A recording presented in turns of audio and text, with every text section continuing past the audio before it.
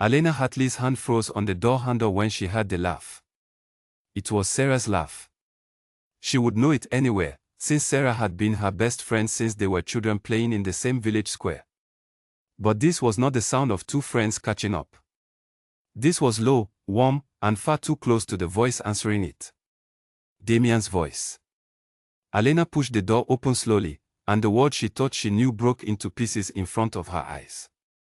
Her husband, Alpha King Damian Ashford, stood with Sarah Whitlock in the private study that was supposed to be his alone. Sarah's hand rested on his arm in a way that friends did not touch each other.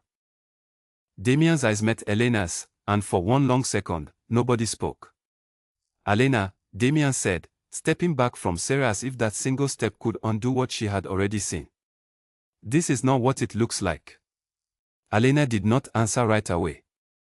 She had spent 3 years training herself to keep her face calm no matter what storm raged inside her, and that training saved her now. She looked at Sarah, who at least had the decency to lower her eyes, and then back at Damian. "Then tell me what it looks like," Alena said quietly. Damian opened his mouth, but nothing came out. That silence told Alena more than any words could have. She turned and walked away, her footsteps steady on the stone floor, though her heart was pounding so hard she thought the whole castle might hear it. That night, Alena did not cry. She sat by the window of her chamber and stared out at the dark forest that surrounded Blackthorn Castle, the same forest she had walked through on her wedding day, believing she was stepping into a future built on trust. Now she wondered how much of that future had ever been real. She thought back over the past few months. The late nights Damian claimed were pack business. The times Sarah had visited without warning, always finding a reason to stay long after Alena had gone to bed. The small distances that had grown between herself and her husband, distances she had blamed on the pressures of leadership rather than on betrayal. By morning, Alena had made a decision. She would not scream. She would not beg for an explanation. She would find out the truth, all of it, before she decided what to do next. She began quietly, speaking with the castle staff who had served the Ashford family for generations. Old Mira, who managed the kitchens, mentioned without realizing its weight that Sarah had been a frequent late-night guest for nearly half a year. A young guard named Colin Brooks, loyal to Alena since her arrival at Blackthorn, admitted he had seen Sarah leaving Damian's private chambers more than once, always before dawn. Each piece of information landed like a small stone dropped into still water, sending ripples through everything Alena thought she understood about her marriage. The affair had not started after her lunar ceremony. It had started before it, when she and Damian were still learning to trust each other, when she had given him every reason to believe she would be loyal only to him. Alena did not confront Damian again that week. Instead, she watched. She noticed how he avoided her eyes at dinner. She noticed how Sarah stopped visiting the castle so openly, which only confirmed that guilt, not innocence, had changed her behavior. She noticed the pack members whispering when they thought she could not hear, because in a place like Blackthorn, secrets never stayed secret for long. One evening, Damian finally came to her chamber, his expression heavy with something between guilt and frustration. "Alena, we need to talk about this," he said. "I know I made a mistake." "A mistake," Alena repeated, letting the word sit in the air. "Is that what you call it? A mistake that lasted months?" Damian's jaw tightened. "It is complicated. Sarah and I have history before you and I were ever matched. It does not mean I do not care for you." Alena studied him, searching for the man she had once believed in. She found only someone unwilling to take full responsibility for what he had done. "Care for me," she said softly. "You cared enough to let me stand beside you as Luna while keeping her close in the shadows. Do you understand what you have done, Damian? Not just to me, but to what this pack is supposed to stand for." He had no answer for that either. Alena realized then that Damian was not going to change, not because he could not, but because he did not believe he needed to. He had grown so used to power that he assumed loyalty would always be given to him, never questioned. That realization frightened Alena more than the betrayal itself. She had married a king who believed himself untouchable, and she had almost let herself believe the same thing about her place beside him. Over the following days, Alena kept up appearances. She attended council meetings. She greeted visiting dignitaries with the same grace she always had. Nobody outside her closest circle could have guessed that her entire world had cracked open. But behind the calm expression, she was already planning. She remembered something her grandmother had told her long ago, a story about a debt owed to their family by a queen in a distant kingdom called Ravenswood. Years before, Elena's grandmother had saved that queen's life during a terrible illness that had swept through the northern territories. The queen, a young woman at the time named Isabel Grant, had sworn that the Hartley family would always have a place in Ravenswood, should they ever need one. Elena had never expected to need that promise. Now, sitting alone with the truth of her marriage laid bare, she began to wonder if it was time to collect on it. She wrote a careful letter to Queen Isabel, mentioning nothing of betrayal or heartbreak, only requesting a diplomatic visit to discuss matters of trade and alliance between their territories. It was a request any Luna might reasonably make, and it would raise no suspicion within Blackton. While she waited for a reply, Elena continued gathering information, this time not about the affair, but about the pack itself. She spoke with elders who remembered a time before Damien's father ruled, when Blackton had been governed differently. She learned which pack members respected her judgment more than Damien's temper. She discovered that Colin Brooks was not the only guard who had grown quietly disillusioned with the Alpha King's recent behavior. Elena said nothing of her plans to anyone, not even to Colin, though she suspected he sensed something was changing in her. She simply continued to watch, to listen, and to wait for the right moment. Sarah, for her part, seemed to believe the danger had passed. She grew bolder again, appearing at castle events with a confidence that made Elena's skin crawl, though she never let it show. Once, at a gathering of pack leaders, Sarah even dared to compliment Elena's gown, as if nothing between them had shattered beyond repair. "Thank you," Elena replied evenly, her tone giving nothing away. "It is a shame you could not find one of your own before tonight." Sarah's smile faltered slightly, unsure if she had been insulted or simply misunderstood. Elena walked away before Sarah could decide, satisfied that she had said exactly enough to plant doubt without revealing her hand. 2 weeks after sending her letter, a response arrived from Ravenswood. Queen Isabel welcomed Elena warmly, remembering the debt her family owed and inviting her to visit at her earliest convenience. The tone of the letter suggested genuine friendship, not mere obligation, and Elena felt the first real spark of hope she had experienced since the night she had opened that study door. She began quietly preparing for her journey, choosing only a small number of loyal companions to accompany her. Colin Brooks was the first she approached, finding him alone during a training exercise in the castle courtyard. "I need to speak with you," Elena said, keeping her voice low. Colin lowered his training blade immediately, sensing the seriousness in her tone. "Of course, Luna. I am leaving Blackton," she told him plainly, watching his reaction carefully. "Not permanently, perhaps, but for now, I need distance from this place. I would like you to come with me, along with anyone else you trust completely." Colin did not hesitate. "I will come. And I know 2 others who feel the same way about recent matters here. They would follow you without question." Elena felt a rush of gratitude so strong it nearly broke through her careful composure. "Thank you, Colin. This means more to me than you know." Over the following days, Elena finalized her plans with quiet precision. She packed only what she truly needed, leaving behind gifts and jewelry that Damien had given her, symbols of a marriage she no longer wished to carry with her. She wrote a short letter to Damien, not explaining her destination, only informing him that she required time away to think clearly about the state of their marriage and the pack's future. Damien, when he received the letter, reacted with surprising indifference. He assumed, as Elena had suspected he would, that her absence was temporary, a wounded wife needing space before eventually returning to accept things as they were. He did not send anyone after her. He did not even ask where she had gone. His arrogance blinded him to the possibility that Elena might not come back at all, and that blindness would prove to be the greatest mistake of his reign. On the morning of her departure, Elena stood at the edge of the forest with Colin and 2 other loyal guards, looking back one final time at the towers of Blackton Castle rising against the pale morning sky. She felt no triumph yet, only a quiet determination settling into her bones like the first cold breath of winter. "Are you ready, Luna?" Colin asked gently. Elena turned away from the castle, facing the road ahead that would lead her toward Ravenswood, toward Queen Isabel, and toward a future she could not yet fully see but was determined to build with her own hands. "I am ready," she said, and for the first time since that terrible night in the study, she meant it completely. The road to Ravenswood stretched long and quiet before them, the morning mist curling low over the fields as Alena rode beside Colin Brooks and her two other companions, a young woman named Charlotte Bell and an older guard named Peter Lang.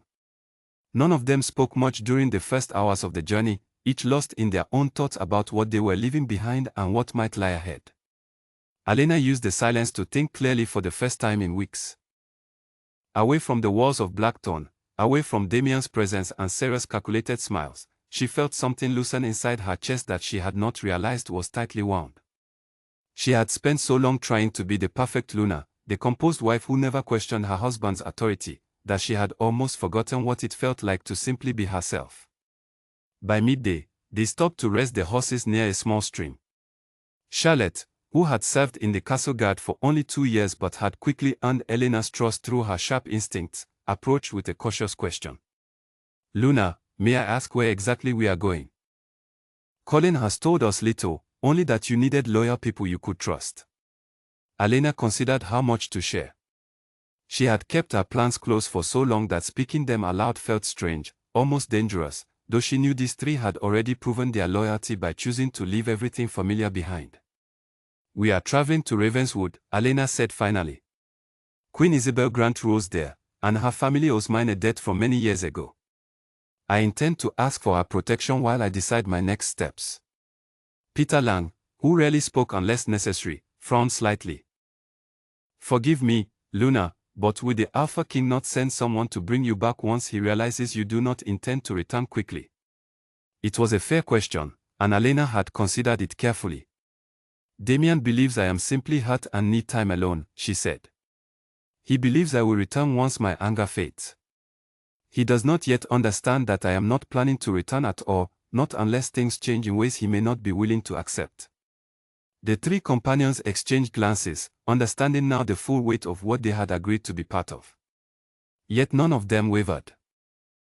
Colin, in particular, seemed almost relieved, as though he had been waiting for someone with the courage to finally leave a situation that had grown increasingly troubling within the pack. They reached the borders of Ravenswood territory 3 days later, greeted by scouts who recognized the royal seal Alena carried, a small pendant her grandmother had left her, engraved with symbols matching those in Queen Isabel's own family crest. The scouts escorted them the remaining distance to the capital, where towering white walls rose against a bright afternoon sky, so different from the dark stone fortress of Blackthorn that Alena felt as though she had stepped into an entirely different world. Queen Isabel received her personally, waiving the usual formalities that visiting dignitaries might expect. She was a striking woman in her middle years, with sharp eyes that missed nothing and a warmth in her voice that immediately put Alena at ease. "Alena Hartley," Isabel said, taking both of Elena's hands in her own. "Your grandmother saved my life when I was barely older than you are now. I have waited many years for the chance to repay even a fraction of that kindness. Tell me what has brought you to my door, and know that whatever you need, you shall have it." Alena, standing before someone who offered genuine warmth without any hidden agenda, found herself finally able to speak honestly about everything that had happened. She told Isabel about the betrayal, about Sarah, about the months of secrets that had unraveled everything she believed about her marriage. Isabel listened without interrupting, her expression shifting from sympathy to something harder, more resolved, as the story unfolded.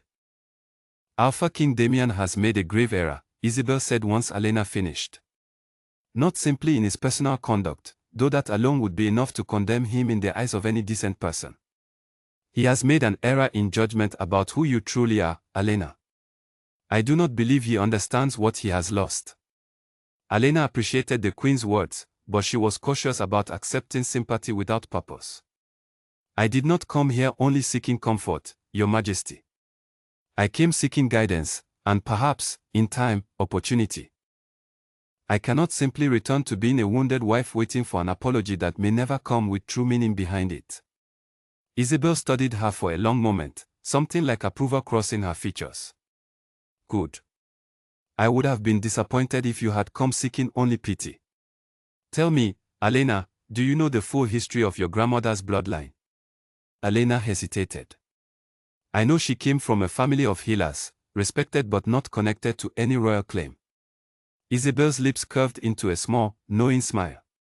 That is only part of the truth.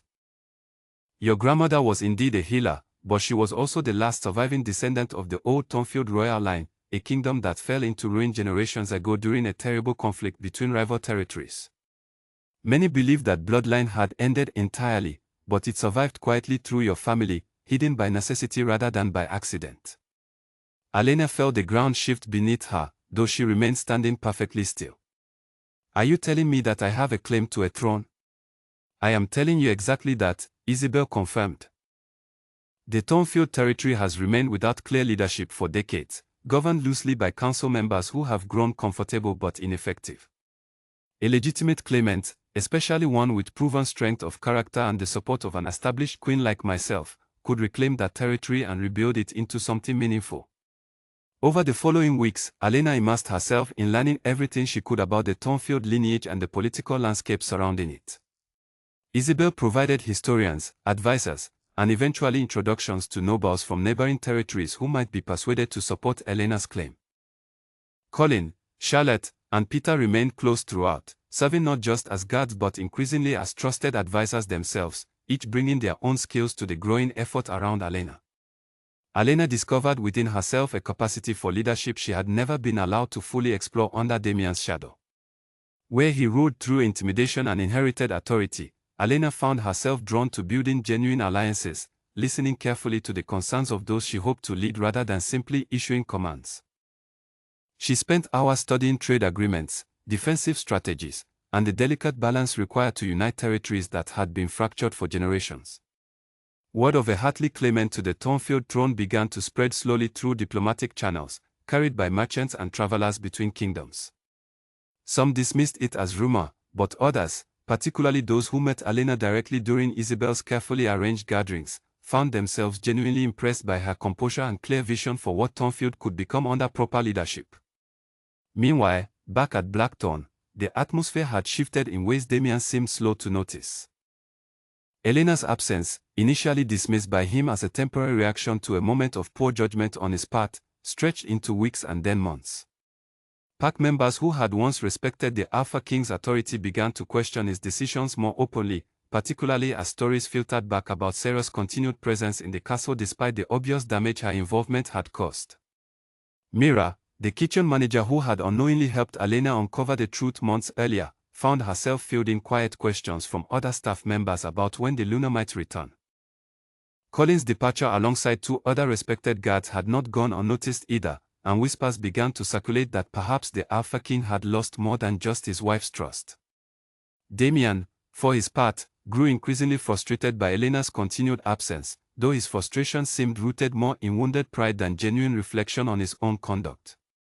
He sent no formal request for her return, still believing that doing so would suggest weakness, that a king should never appear to chase after anyone, even his own Luna.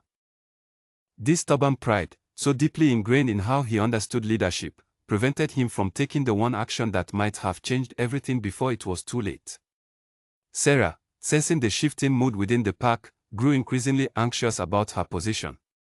Without Alena present to serve as a convenient contrast, pack members began directing their disapproval more openly towards Sarah herself, whispering about her role in the scandal that had driven their Luna away.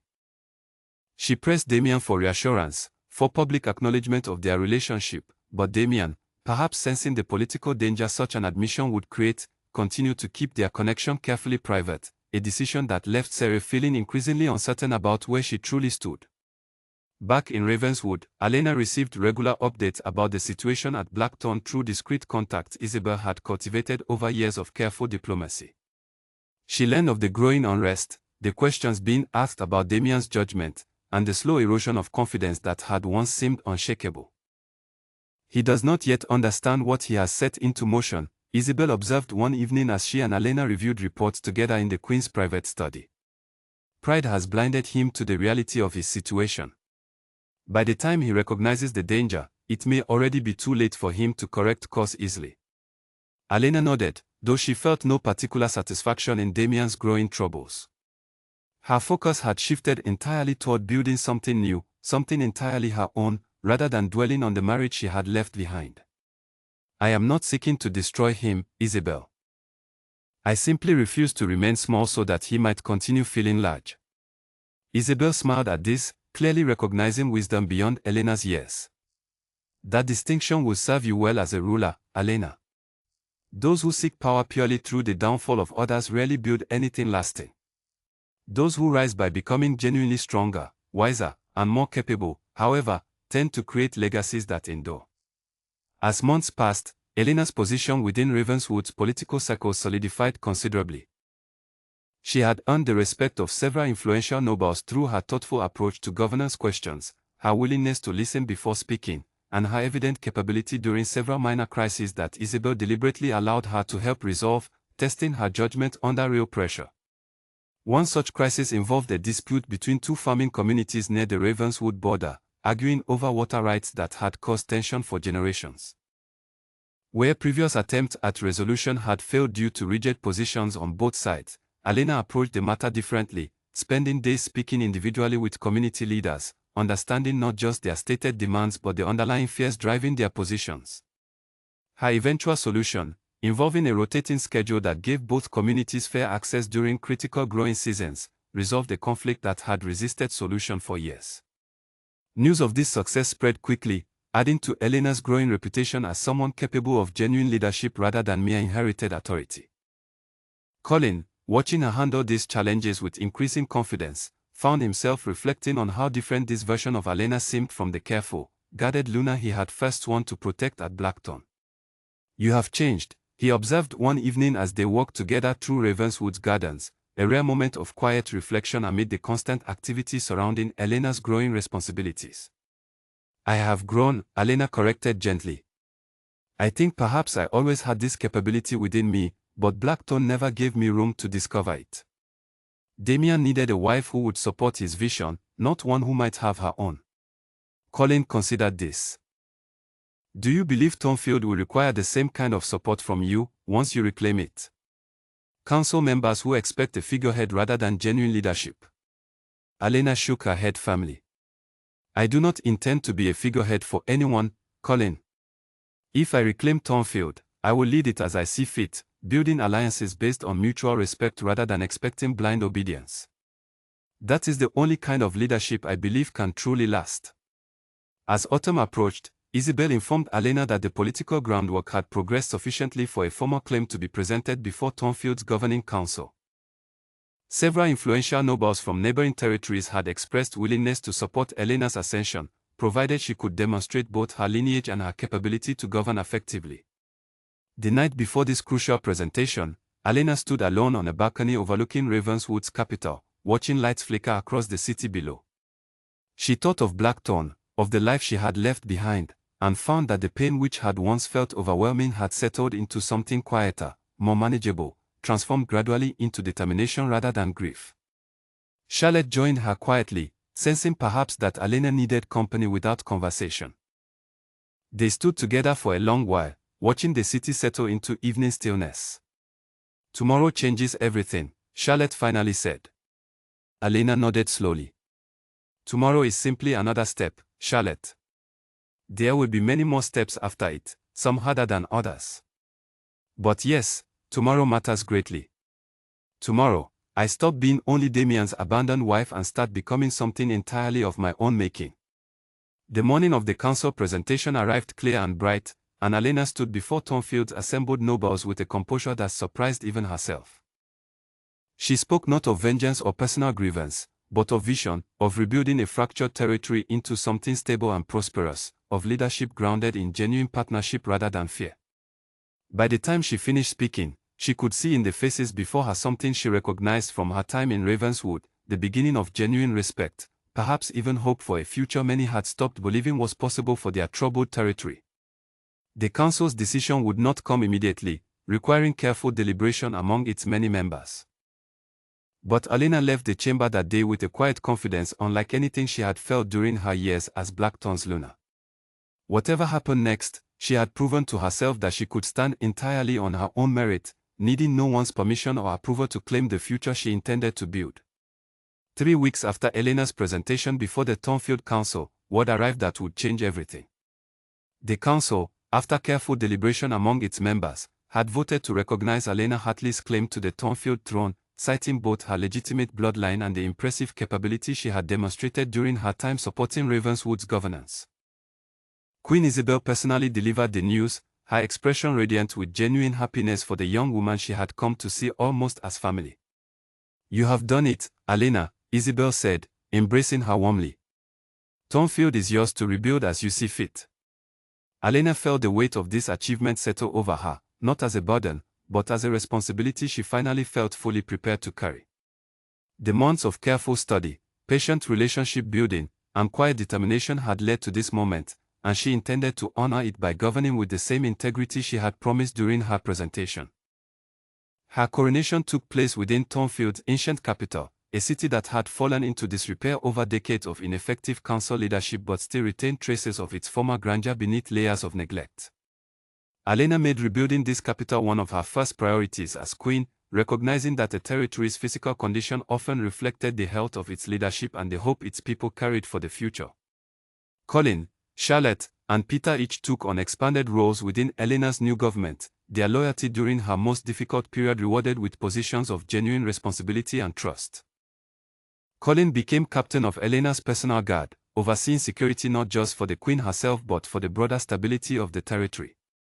Charlotte's sharp instincts and diplomatic sensibility earned her a role advising Alena on matters of foreign relations, while Peter's steady, careful judgment made him invaluable in managing the practical details of rebuilding Thornfield's infrastructure and economy.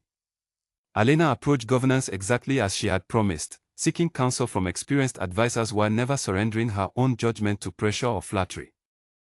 She traveled personally throughout Thornfield's territory during her first months as queen, speaking directly with farmers, merchants, and craftspeople whose concerns had long been ignored by a distant, disorganized council.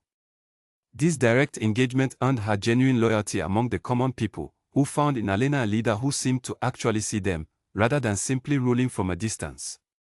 News of Elena's successful ascension eventually reached Blackthorn, carried by traveling merchants who spoke with growing frequency about the remarkable transformation happening in neighboring Thornfield territory.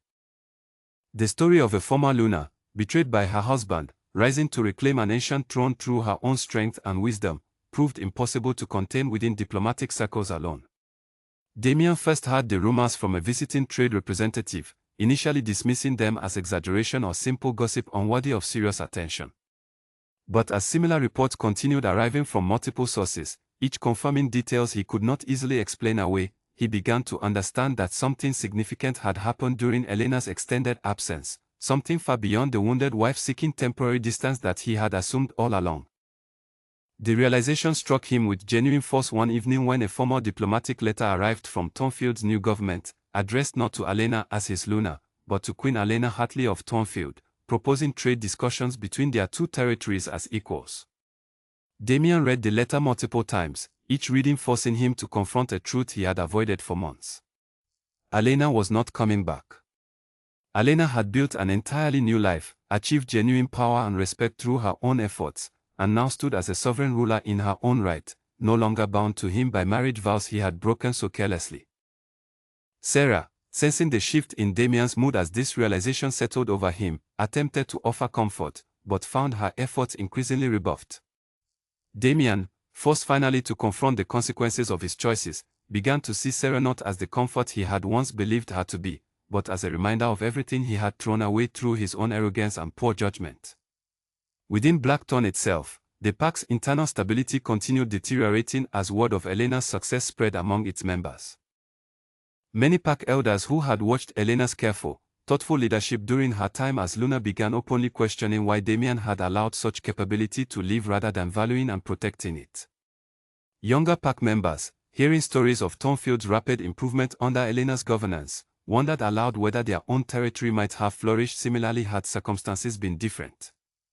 Mira, still managing the castle kitchens after so many years of loyal service, found herself increasingly outspoken during quiet conversations with other staff members.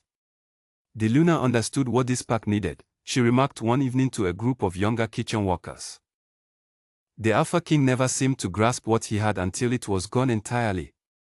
Such sentiments, once whispered cautiously, grew bolder as Blackton's political situation continued weakening. Neighboring territories that had once maintained careful alliances with Blackton began reconsidering their positions, wary of associating too closely with a leader whose judgment had proven so questionable, both personally and politically. Trade agreements that Damien had once taken for granted began facing renegotiation, as partners cited concerns about stability and leadership consistency. Desperate to reverse this deteriorating situation, Damien called an emergency council meeting within Blackton, hoping to reassert his authority and address growing concerns among pack elders. But the meeting, rather than restoring confidence, only highlighted further the depth of the crisis he now faced. Alpha King, one elder spoke carefully during the gathering, the pack respected your father's leadership because he understood that strength comes not from taking what serves you personally, but from protecting what serves everyone collectively. Many of us fear you have forgotten this lesson. Damien, unaccustomed to such direct challenge to his authority, felt anger rising within him, but found himself unable to formulate a convincing response. The elder's words struck at something true, something he had perhaps always known but refused to acknowledge until circumstances forced the reckoning upon him. Following this difficult council meeting, Damien retreated to his private chambers, finally allowing himself to fully consider the scope of what he had lost. He thought back to earlier days of his marriage with Elena, remembering her quiet strength, her careful wisdom during difficult decisions, qualities he had perhaps taken for granted while pursuing what he believed was deserved comfort with Sarah. He recognized, with painful clarity, that Elena had always possessed the capability now flourishing so visibly in Thornfield. He simply had never valued it properly, had never given her room to demonstrate her full potential because doing so would have required him to share power and recognition in ways his pride had never permitted. Sarah, noticing Damien's withdrawn mood over subsequent days, attempted once more to offer comfort, but Damien's response revealed how thoroughly his perspective had shifted. "Perhaps you should return to your own territory, Sarah," he said quietly one evening, his tone carrying none of the warmth she had grown accustomed to. "I believe we both need to consider what our choices have actually cost." Sarah, shocked by this sudden coldness, attempted to argue, reminding Damien of their long history together, their genuine connection that had existed even before his marriage to Elena. But Damien, staring out toward the darkening forest beyond his window, seemed no longer interested in justifications that had once felt so compelling. "Our history does not erase what I destroyed to preserve it," he said finally. "I chose comfort with you over loyalty to my wife, and now I must live with everything that choice has cost, including whatever respect I once commanded within my own pack." Sarah left Blackton shortly afterward, her departure marking the final unraveling of the relationship that had begun this entire crisis. Without her presence to distract him, Damien found himself facing the full weight of his circumstances alone, forced finally to consider what path might exist toward rebuilding what he had so carelessly destroyed. Colin Brooks, receiving reports of these developments through contacts maintained across territorial lines, brought the news personally to Elena during one of their regular strategic discussions within Thornfield's governing chambers. "Blackton's situation continues deteriorating, Your Majesty," Colin reported formally, though a note of personal satisfaction colored his careful diplomatic language. "Sarah Whitlock has left the territory entirely, and the Alpha King finds himself increasingly isolated, both politically and personally." Elena listened without visible reaction, though internally she felt a complicated mixture of emotions she had not fully anticipated. She had not sought Damien's downfall specifically, focusing instead entirely on building her own future, yet she found herself unsurprised that his choices had led naturally towards such consequences. "Thank you for this information, Colin," she said finally. "Continue monitoring the situation, but take no direct action regarding Blackton's internal affairs. Whatever happens there now results from decisions Damien made long before I ever left, and he alone bears responsibility for navigating those consequences." Charlotte, present during this exchange, studied Elena carefully. "Do you believe he might eventually seek an audience with you directly, Your Majesty? Given Thornfield's growing influence and Blackton's weakening position, such a meeting seems increasingly likely." Elena considered this possibility seriously. "It seems probable, yes. Damien has always understood power in practical terms, even if he failed to understand loyalty in emotional ones. If he believes an alliance with Thornfield might stabilize his position, pride will eventually yield to necessity." This prediction proved accurate within weeks, as a formal request arrived from Blackthorn, seeking diplomatic discussion between the two territories regarding potential cooperation on matters of mutual interest. The letter, carefully worded to avoid any appearance of personal desperation, nonetheless carried unmistakable undertones of a leader recognizing his weakened position and seeking whatever advantage remained available to him. Alena reviewed the letter carefully with her closest advisors, considering how best to respond to this unexpected but not entirely surprising development. Isabel, visiting Thornfield to review the territory's progress under Elena's governance, offered her perspective during their discussion. "You hold considerable power in this situation, Alena," Isabel observed. "Damien comes to you now not as a husband seeking reconciliation, but as a struggling leader seeking whatever support might stabilize his weakening position. How you choose to respond will demonstrate to every observing territory exactly what kind of ruler you intend to be." Alena spent several days considering her response carefully, weighing practical political considerations against the complicated personal history that inevitably colored this situation. Eventually, she decided to grant Damien's request for a diplomatic audience, but on terms entirely of her own choosing, within her own territory, before her own council, ensuring that whatever conversation occurred would happen on ground where her authority remained absolutely unquestionable. She sent her response through Colin, formally agreeing to receive a diplomatic delegation from Blackthorn within Thornfield's capital, specifying a date several weeks hence that would allow sufficient time for proper preparation on both sides. The formality of this arrangement, so different from anything resembling personal reconciliation, sent its own clear message about how thoroughly circumstances had shifted since Elena's departure from Blackthorn. As the appointed date approached, Alena found herself reflecting increasingly on everything that had transpired since that terrible evening when she had discovered Damien's betrayal. She thought of the pain she had carried during those first difficult weeks, the careful calculation required to plan her departure without revealing her intentions prematurely, the uncertainty of arriving in Ravenswood not knowing whether Isabel's promised support would truly materialize. She thought too of everything she had built since then, the genuine friendships formed with Isabel and her advisors, the loyalty earned from Colin, Charlotte, and Peter through shared challenges and mutual respect, the satisfaction of watching Thornfield's people slowly regain hope as her governance brought tangible improvements to their daily lives. Whatever happened during Damien's upcoming visit, Alena understood clearly that she had already achieved something far more valuable than any reconciliation could offer. She had discovered her own strength, built entirely through her own efforts rather than borrowed from any marriage or inherited position. Whatever Damien hoped to gain from their upcoming meeting, Alena intended to approach it not as his wounded former Luna, but as a sovereign queen meeting a fellow ruler as an equal, or perhaps, given how thoroughly circumstances had shifted, not entirely as an equal at all. The morning of Damien's arrival dawned clear and cold, autumn air carrying the crisp promise of winter's approach across Thornfield's capital. Alena rose early, dressing carefully in formal royal attire that Charlotte had helped design specifically for this occasion, deep blue fabric embroidered with silver thread representing Thornfield's ancient royal symbols, a visual reminder of the legitimate authority she now carried. Colin briefed her thoroughly on security arrangements as she prepared for the day ahead. "The Blackthorn delegation approaches the capital now, Your Majesty. They travel with minimal escort, suggesting the Alpha King wishes to present this visit as a modest diplomatic gesture rather than any grand political statement." Alena nodded, absorbing this information carefully. "Modest or not, we will receive them with full appropriate ceremony. Damien must understand precisely what he encounters here, a functioning government with genuine authority, not merely his former wife playing at leadership."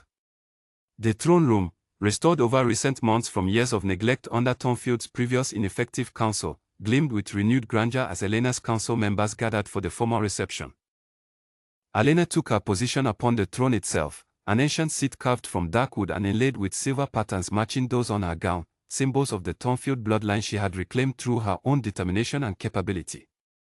When the doors finally opened to admit Damien and his small delegation, Alena felt a complicated wave of emotions pass through her, though her expression remained carefully composed.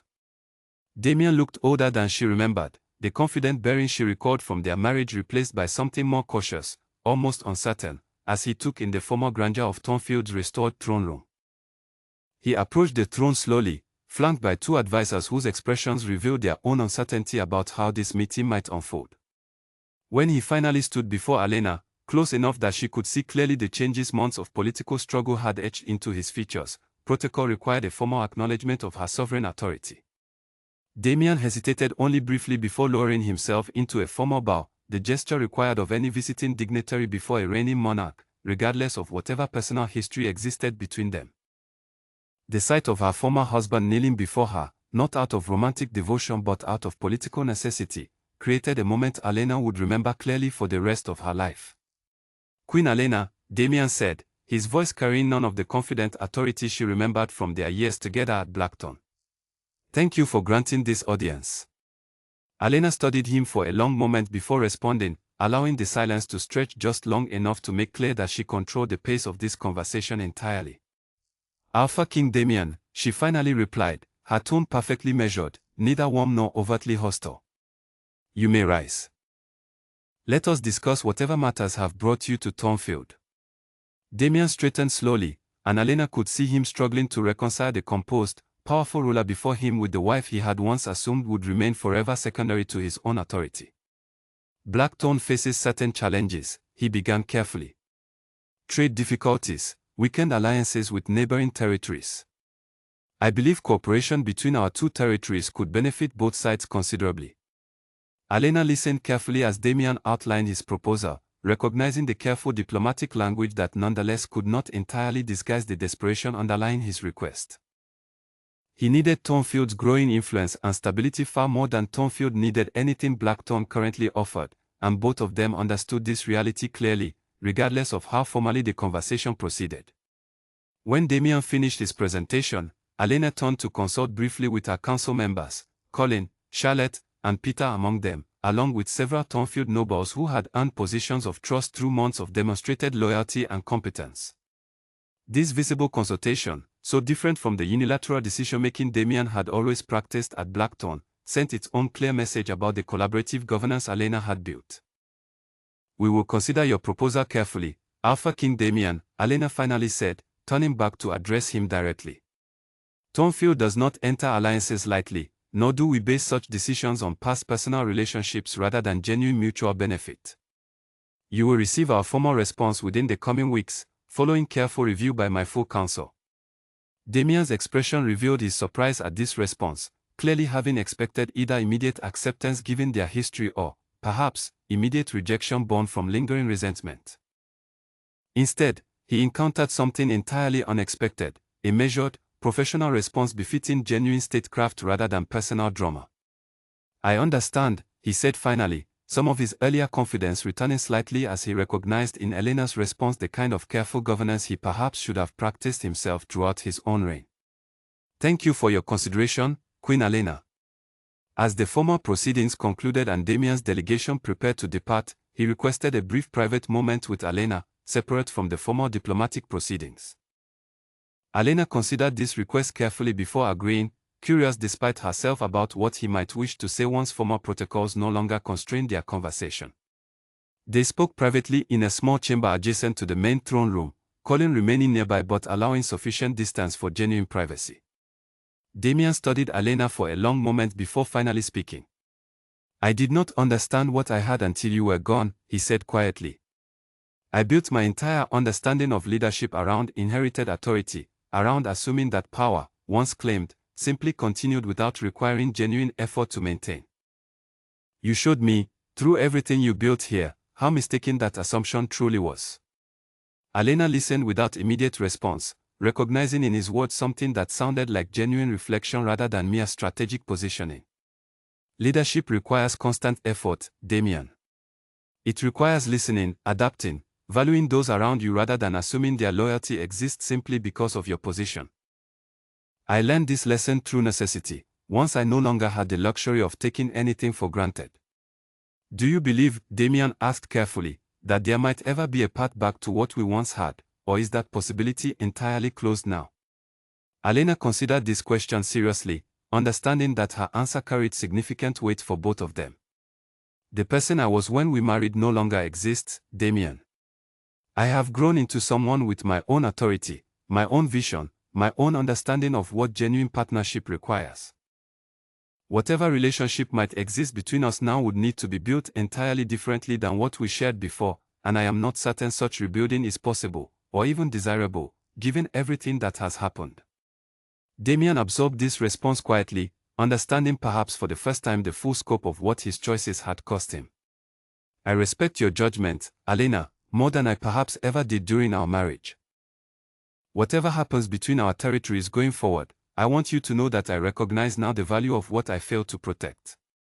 Alena studied him for a long moment, searching for any hint of manipulation behind these words, but found instead what appeared to be genuine, if belated, understanding.